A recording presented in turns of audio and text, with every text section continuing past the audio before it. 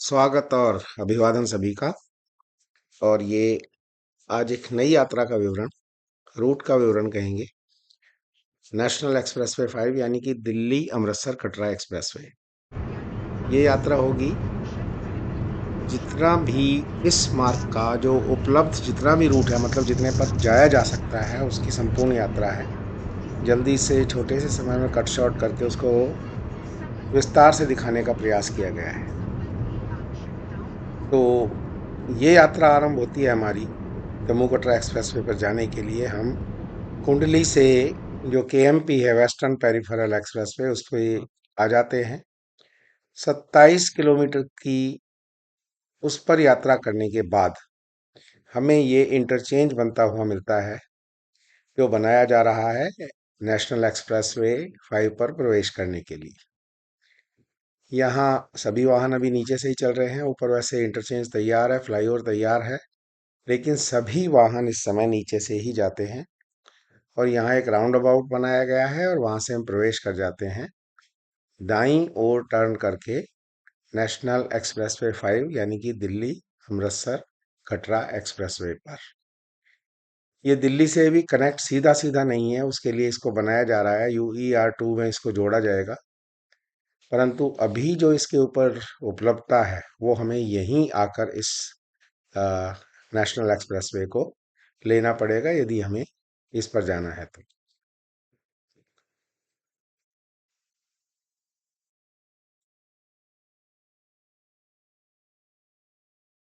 अब यहाँ जैसे ही हम इस पर प्रवेश करते हैं, वैसे ही एक आभास हो जाता है इस मार्ग की सुंदरता का। लंबी चौड़ी सड़क और ट्रैफिक अभी ज्यादा है नहीं। ज्यादा इसलिए नहीं है क्योंकि पूरा तो है नहीं।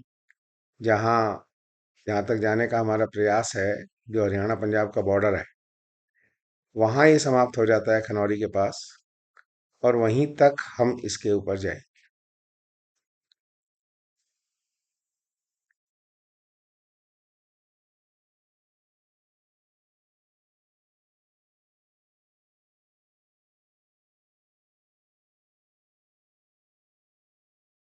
सामने बोर्ड दिखाई दे रहा है और इसके अनुसार 569 किलोमीटर की दूरी कटरा की यहाँ से होगी, जबकि ये पूरी तरीके से तैयार हो जाएगा।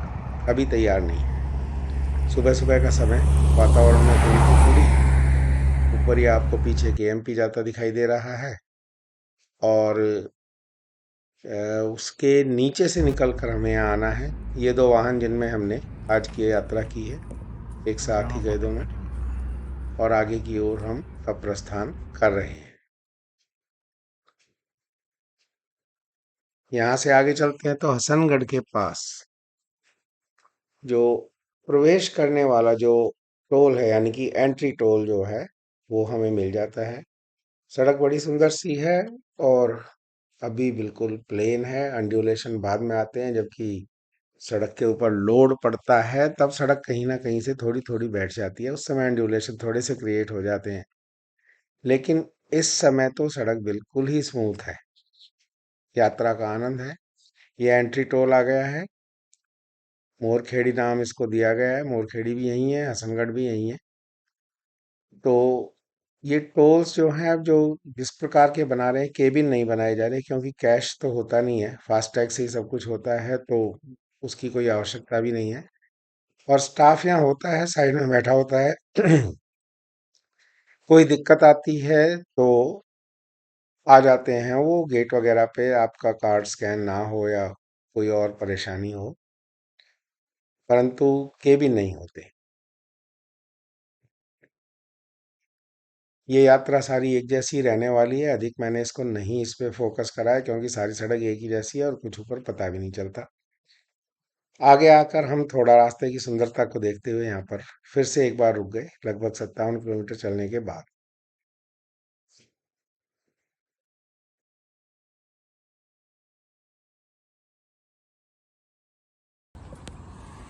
ये नीचे का दृश्य है, सिवाना टोल प्लाजा देखने को मिल रहा है सामने।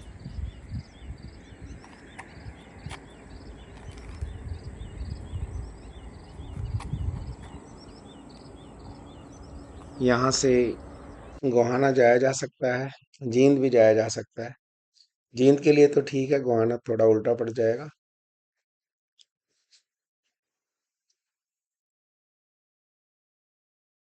पूरे रास्ते में सड़क के साथ ये छोटे छोटे बोर्ड लगाए गए हैं जो ये बताते हैं कि कितनी दूरी हमने इस पर अभी तक तय कर ली है इस सड़क पर।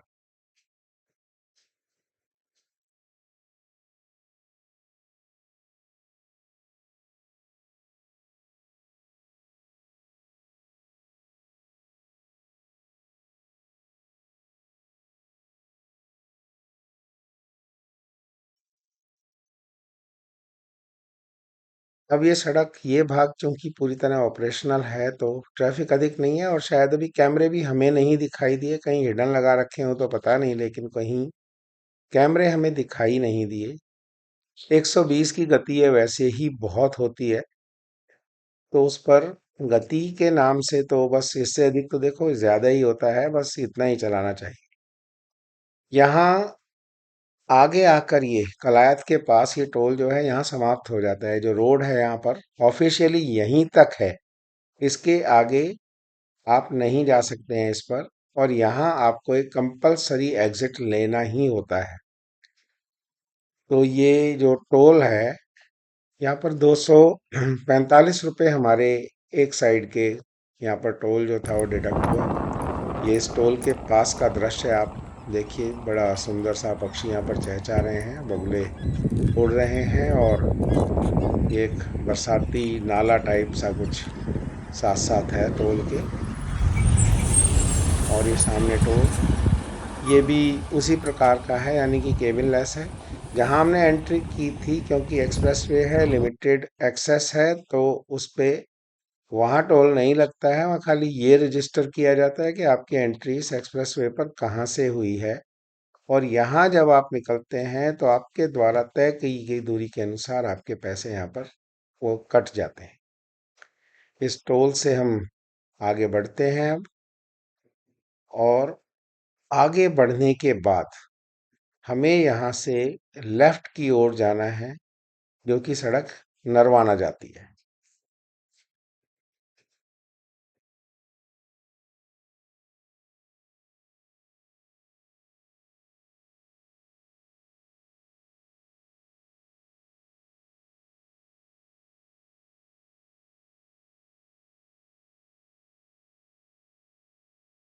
कुछ और लोग भी यहाँ खड़े होकर फोटोग्राफी वगैरह इस प्रकार का आनंद ले रहे थे। अक्सर परिवार के लोग या जो आते हैं रुक जाते हैं यहाँ पर, और रुक के यहाँ पर फोटो वगैरह लेते रहते हैं।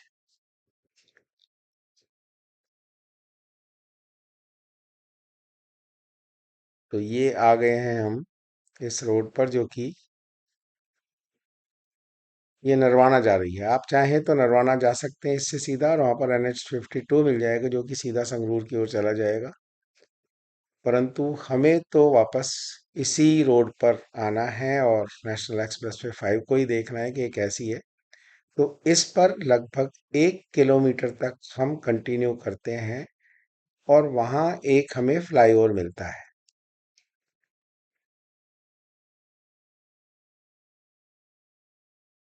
अब ये जो फ्लाईओवर है ये हमें नहीं चढ़ना होता, हम इस फ्लाईओवर के नीचे से यू टर्न लेंगे और वापस इसी ओर आएंगे, इस ओर से हम जा रहे हैं।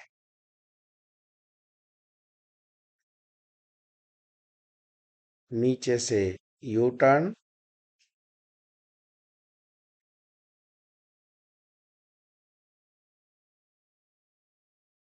और पुनः उसी दिशा में जिधर से हम गए थे।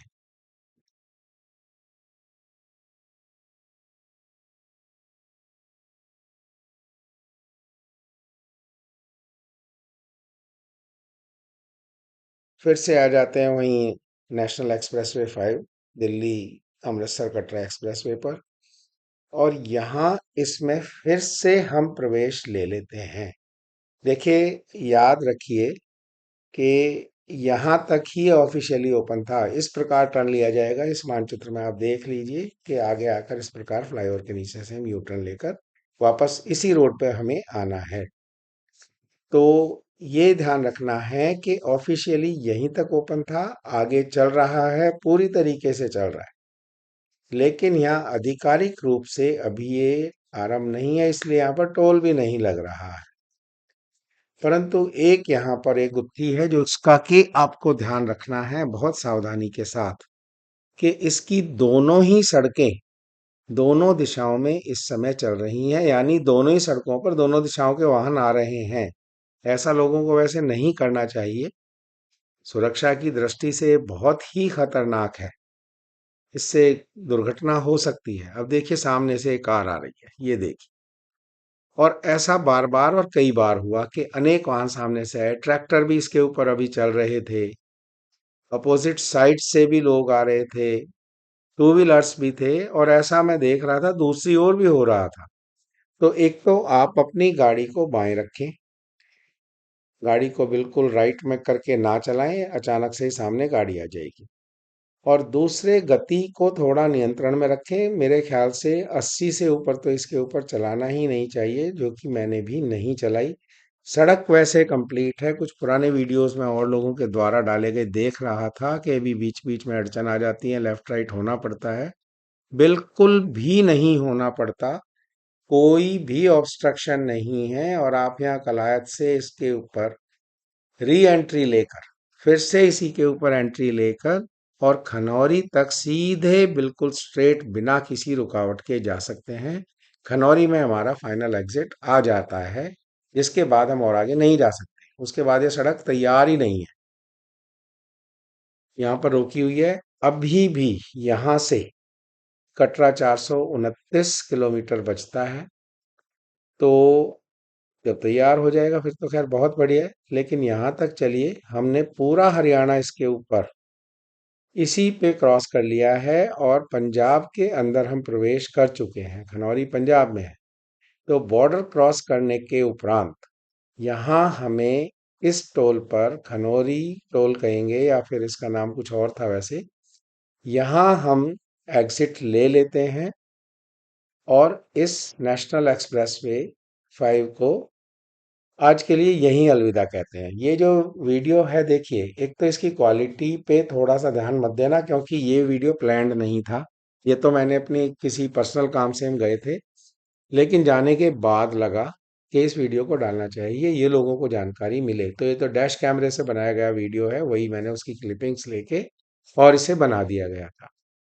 और दूसरा ये है, लेटेस्ट है, यानी अप्रैल 2025 का, 18 अप्रैल 2025 को मैंने यात्रा की है, जैसा कि स्क्रीन पर वैसे दिखाई भी देता है।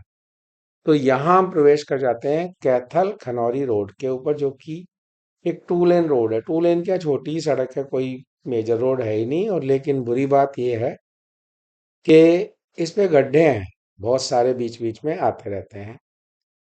लेकिन अच्छी बात यह है कि हमें इस पे बहुत दूर जाना ही नहीं है, 6 किलोमीटर तक ही इस पे जाना है, उसके बाद खनौरी आ जाती है।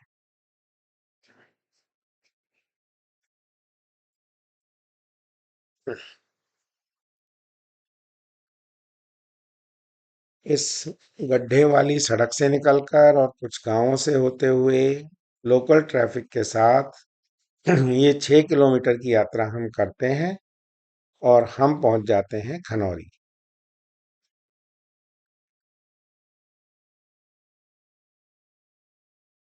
खनौरी पहुंचने पर सामने आपको दिखाई देता है एक ये फ्लाईओवर, जो कि है NH52, जो कि ऊपर से जा रहा है।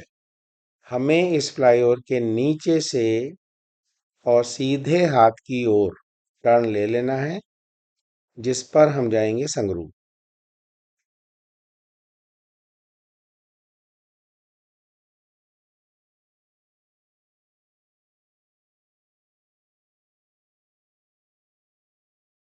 नीचे भीड़ भाड़ रहती है, लेकिन सामान्य सी भीड़ भाड़ है ये। ऐसे छोटे शहरों में जाम वगैरह की समस्याएं अधिकतर नहीं होती हैं, स्थानीय लोग अपने आप ही सुलझा लेते हैं। तो ये प्रवेश हमने कर लिया NH52 पर, और NH52 से सीधा संगरूर, धुरी, मलेरकोटला होते हुए लुधियाना जाया जा सकता है। लुधियाना से फिर से हम जीटी रोड पर प्रवेश करके और आगे जा सकते हैं। तो ये यात्रा यहीं तक। अच्छी लगी होगी तो थोड़ा लाइक शेयर और सब्सक्राइब कर ही दीजिए। बहुत धन्यवाद।